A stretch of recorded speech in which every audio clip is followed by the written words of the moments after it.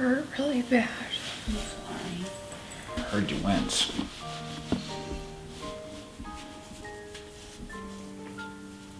You okay? It all started December of 2008 of my 8th grade year. Grayson got really sick over Thanksgiving, started to lose weight, was working out, drinking a lot of water, and we thought that was normal.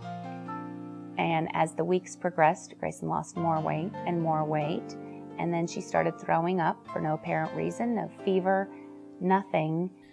So my mom finally decided that we were going to go back to school because obviously nothing was wrong. And we got to the garage and I started vomiting uncontrollably. From there we went to the pediatrician where she took a couple tests and she said, worst case scenario, you might be diabetic. We got my blood drawn there, and they're like, pack your bags, you are going to the hospital, you have diabetes. And as soon as I got to Nationwide Children's Hospital, it became very apparent this is a very, very big deal. And then I got home, and it was just so different. And now, eating is a bother. And going out, because I'm a girl, I don't have big pockets that I can just shove my pump in or shove my glucometer in. I have to walk around with it or walk around with a bag. And it's not what I want to do. I just want to walk around without having to carry anything or having anything in my pockets. I just miss being a normal teenager.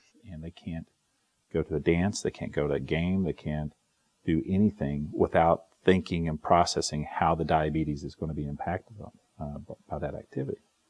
The scariest thing about diabetes for me that I worry for Grayson is long-term effects. Not managing, having trouble with her limbs, her eyesight. I know the lows aren't as bad, but the effects are scarier. I would hate to have to whip out that glucagon gun and use that. Most type 1 diabetics a lot of them are diagnosed when they're really little. So they're like, I don't really remember what it was before diabetes, but I was diagnosed when I was 13. And I know what it was like. I knew how I felt. I was really happy before it all happened. And